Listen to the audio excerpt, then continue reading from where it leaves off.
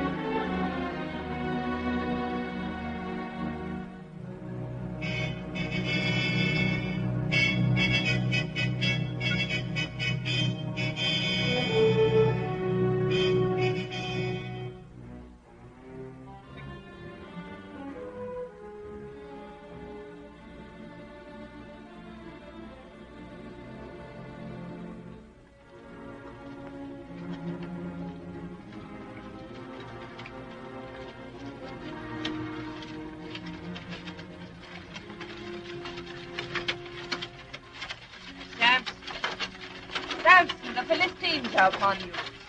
I'll go out against them. Out! Look at there, Captain. The lion of Dan is soaring like a sheep. A lion? see, black people are more likely to know more things because they go back further on in time, having been the original people, so they try to impose upon black styles that will defeat this purpose. The connection between the brain and the spine is needed. The brain can only reason, whereas the library of past events resides in the spine. So whenever a decision had to be made by a person, that person would reason things out, and then they would ask of their spine to send up confirmation that they were correct, or confirmation that they needed to do more work on this because there was something they didn't quite understand. And that's done in that area called the interbrain, where the bottom part is called the medulla, and then it has a thing called the pons, which is a bridge. And at the other end of the bridge, there are like two divisions, and it's like pulling reins to make the horse turn one way or turn the other way. If they pull on one side, the feelings that are created by the chemistry that come out of the endocrine glands are either positive or negative. And if it's positive, you say, I've reasoned this out, and I'm sure I have it right, and I really feel good about it, and I'm going to go about doing it. But if you reason something out and you ask your intuition and it pulls on the other side, you feel, no, there's something missing here. I'm not really sure about this. So in comes the Neanderthaler, and he puts his slant on things in that area, and he says, okay, if what you're doing is following my will as a Neanderthaler, I will pull on the chains, on the reins that make you feel good. But if you're trying to do something that makes you happy and is against what I want, I'll pull on the reins on the other side, and you'll feel depressed, and you'll want to go to bed, and you'll get sick, and you'll be lame, and I'll do everything I can inside of you to stop you from doing things that I don't agree with. Like, what do you think, like an example of that? Like a Trinity. The definition of God the Son, the Holy Ghost, is basically that.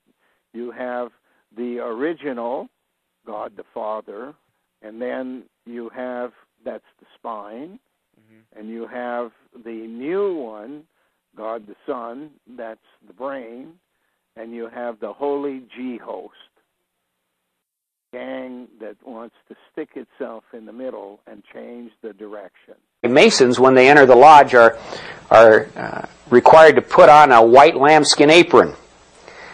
Masons wear this white lambskin apron as a covering of what they ultimately believe is the Masonic deity, what they call the generating principle of life. You know, they wear the square and compass, and in the center is a G. You see it on the Masonic lodges where they have the square and compass with the G. Some Masons will tell you it means the geometric, the geometry of the universe, or it means God. Actually, their own books say it's the generating principle of life, that the compass or the square represents the female, and the compass coming down upon her represents the male that impregnates the female. And this generating principle, the male organ, is what brings immortality in life. You see, when they talk about immortality, they are talking about recreating life through the sexual act. And if you go to any Mason lodge and you look, there's a big G at the door. I thought it was generative principle. G-host and generative principle is the same thing.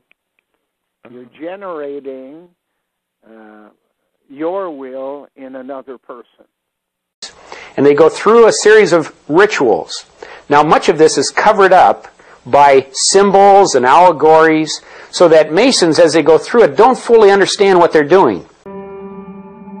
Pike declared that the true definition of Freemasonry is an advance toward the light.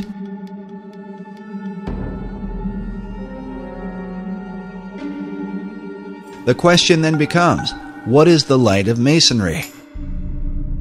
A hermaphrodite reconfigured, instead of being a hermaphrodite in the normal sense, a woman who can clone herself, it is really the making up of two separate people within one body and adding the Neanderthaler in the neck to be the basic guider of that vehicle called 10. But if they would read their authoritative books which explain the symbols and the allegories, it becomes very obvious what they're involved in.